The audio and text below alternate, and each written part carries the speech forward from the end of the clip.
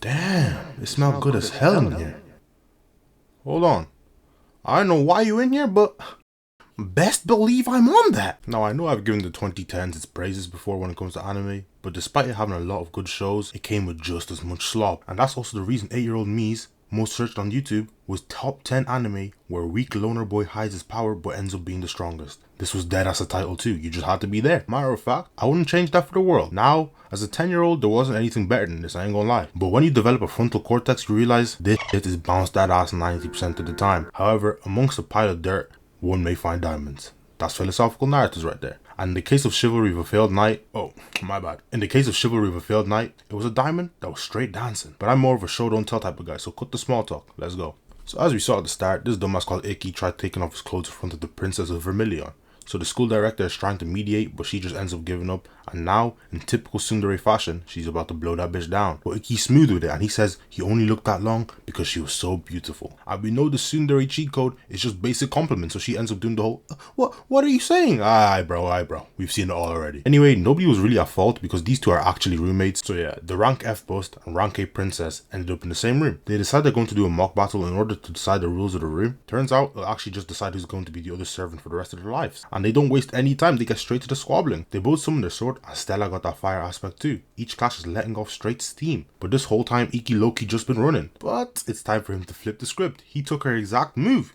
And now Iki's on the offensive. This is one of his techniques, the ability to snatch other niggas' chains right off them. He just takes their sword skills. Iki is about to land a decisive blow, but this is actually a magic academy. These niggas have powers. Iki is just a bum who doesn't. And now this regular dude has to defend against whatever the fuck this is. But yeah, this is a magic high school protagonist. He just starts like flash stepping that bitch and dodging all of her attacks. Turns out he has his own of what they call a noble art, the ability to squeeze out all of his power for the day into 1 minute. So yeah, he just rocks her shit. Later that day, Stella's watching the recovering Iki, and she just feels tempted to touch his back. The usual anime BS happens and she ends up on top of this nigga. So she's like, fuck it, might as well get even, and touches his manly abs. For some reason, this basically makes her finish on the spot. And then Iki wakes up, and they finally talk about the terms of their duel. And Iki says the only thing she has to do is be my roommate. Smooth ass nigga. So Iki's sister's enrolled the academy, and he finally sees her again after 5 years. And naturally, she kisses him first thing. Normally, I'd condemn this, but I'm honestly not even going to act like this is a foreign concept to me. We have all watched anime before. Hell no. What is wrong with these people? They always just have to sneak this BS in. And she's even over here talking about some, he could have my body too, because our bond is stronger. Shut up! You weird, buddy.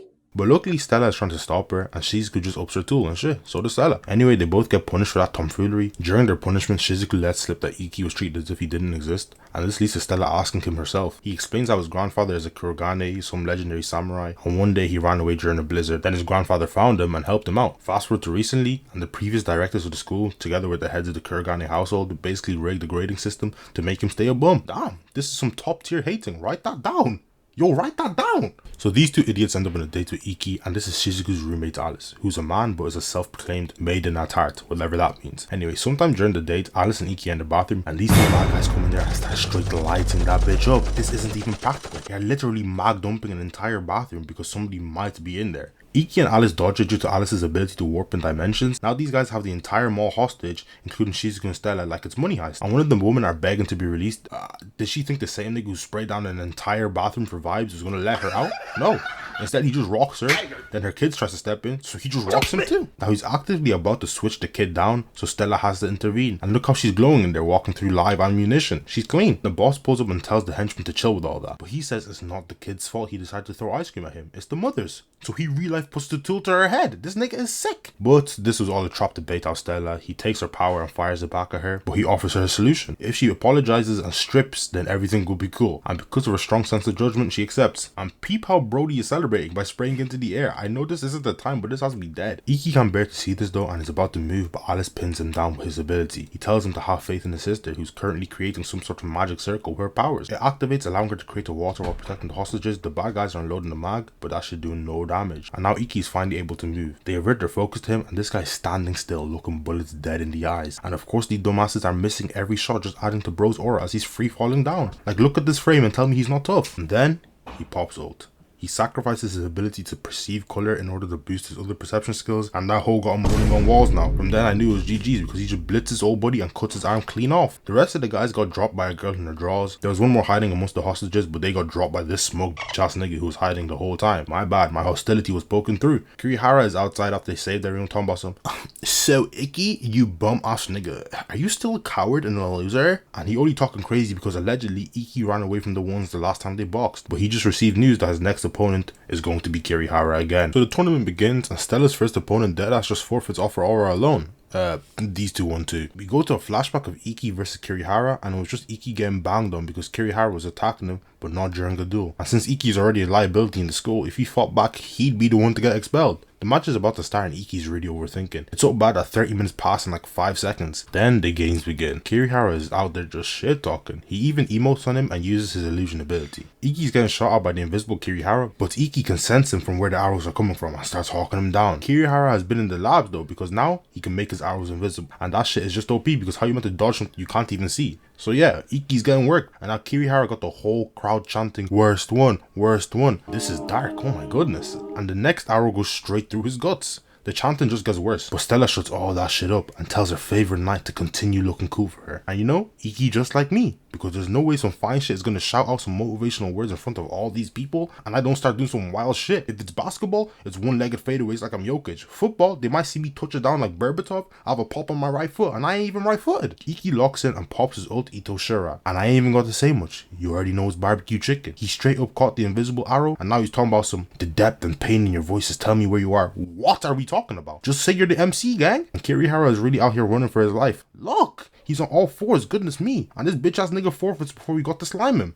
Just make me mad. You really should have got that nigga. They cut to after when Iki is recovering and Stella is out there sleeping next to him. And in that moment, Iki straight up confesses, damn, I wasn't ready for this. Normally the MC is meant to behave like a dumbass when faced with basic social cues. Now, of course Stella is happy as hell, but she's a tsundere and fights back for like 10 seconds before kissing him on the cheek. The next episodes, these two are doing some training at a pool alongside a whole bunch of people. Truthfully, not much happens. The only reason I'm recounting this is because at the end, both of them are arguing that they both wanted to do more things with one another, but didn't want to seem too lustful. You see? A total non-issue. Anyway, they both say that they want to kiss each other and then they kiss behind the waterfall. I don't really care, I just put this in here for all you guys who are emotionally invested, but hey, props to you Iki. At the end of the day, they figure out their opponents for like the 7th round and it's 2 members of the student council. Stella and Iki won all their 6 matches before this, and yeah, they just no diff the next 2 all the same. So this girl had been following them for about a week and her name is Ayase. She's also the daughter of another master swordsman. However, he's since been hospitalized after one of his fights. But they're still not addressing the elephant in the room. Why the hell has she been following them for almost a week? More importantly, I think it's time you tell us all why you've been stalking my brother.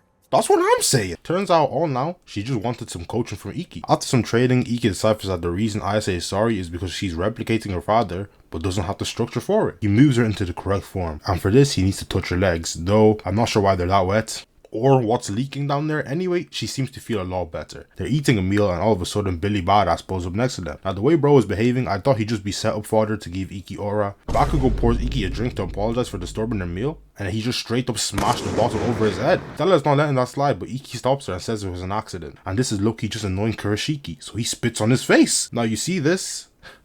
This will result in all reason leaving my body. One of us will have to stop breathing then and there, I don't care. But Iki just firms it. It's then that they find out that Ayase is actually Iki's next opponent. Alice and Iki are talking about a message that Ayase sent after that, asking him to meet her in the roof tonight. And Alice keeps it a bean. He knows if Iki fought Ayase, she'd get smoked off the map, so he figures she's trying to set him up beforehand. But Iki's got too much faith in the world and pulls up anyway. Hey, but peep what she came dressed up in.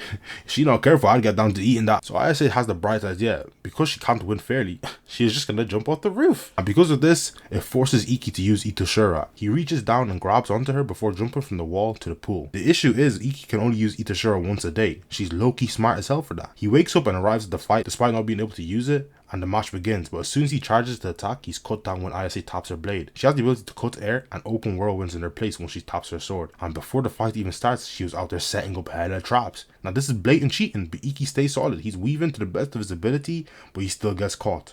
They're clashing and Ayase blocks his attack. Now it's her turn for this counter. She even gonna say, I'm sorry, before she lands. There's a bunch of mist blocking our view, then it's going to dissipate, and oh my god.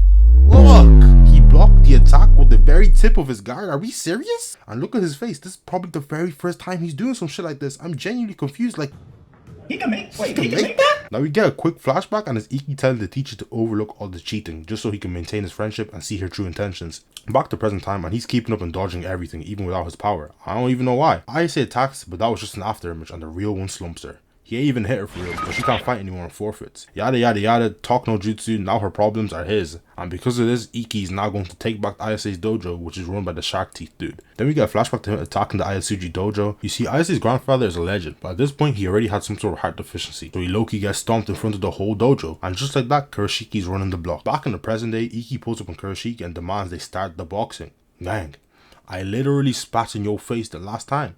You don't have the right to box me. Man, shut your dumb ass up. I took the chain off every last one of your homeboys.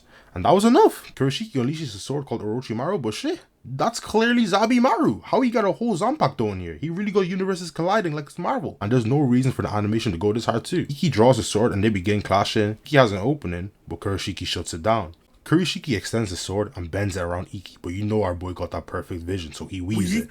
But Kuroshiki weaved the counter too. And now he counters Iki, but Iki weaves that too.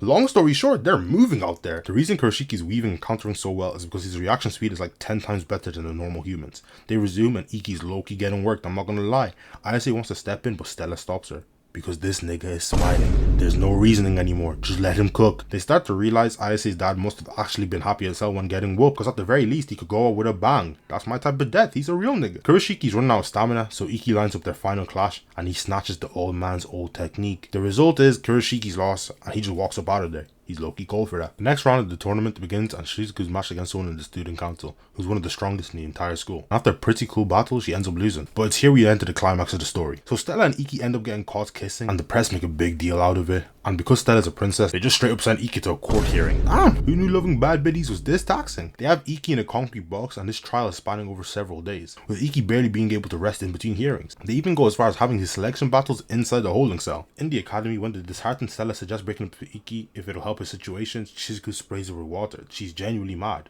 This ends up giving Stella spirit and she cuts off some of her hair to deliver to the very weak Iki, and this gives him strength to once again fight. Then he demands to see his father. During their talk, Iki's father gives him some words of affirmation, but I ain't gonna lie, this shit is really sad. His father says he's always acknowledged Iki, but teaching techniques to someone who's talentless is useless. And that the worst thing is that if someone who's not meant to be doing well starts doing well, then all the other bums start to get hope, and that's just the hassle to deal with. Why are anime dads like this? This shit is just cruel. And his departing words were, someone like you who can't do anything shouldn't do anything. And this crushes Iki's spirit. But he fights on, slumping every bum in his path for his 19th straight win. And he finds out his next opponent is the same woman who slumped Shizuku. I haven't even made mention of the dates, but they had this nigga in there for like 3 weeks. This has got to be violating like every human right. The day of his match arrives and everyone is in attendance to watch, even his ops. But the time for the match to start had already begun and he still hadn't shown up. He has 15 minutes left or it's all over for him. He's barely keeping himself upright running to the school by himself. Nigga so much in his feels that he's having internal conflict. He reaches out after the last minute motivation and breathes color back into his life. Like no, this is dead as the first time he's been colored in like 2 episodes. He falls straight into Shizuku's arms and the whole squad is cheering him on. Stella flexes her qualification medal and tells him he better keep his promise, and now we get to the boxing. They both pull out their swords, but this match is different from the others. Iki only had strength for 1 attack, and like a real dog, Kudo matches that. Both their strongest attacks in 1 move. She didn't want to go out like a bum, she wanted to fight him on equal footing. And peep Iki, he got blood coming out of his eyes. The next frame we have is of Kudo's sword breaking and her on the ground. Iki won. They out there calling him a demon, and now this old fart is trying to mess up Iki's brand, but Stella is not tolerating any of that and swings his ass like a fly. And yeah, with that, they're reunited. Then Iki just straight up asks her to marry him on live TV. Damn, this is a real ass nigga. So yeah, Iki, Stella, Alice, and this mysterious woman qualify for the 7-star tournament. Hey, we ain't ever gonna season 2 of this though. It's been like 9 years. Anyway, hope you enjoyed. Please like and subscribe. It's been Narratives. Peace.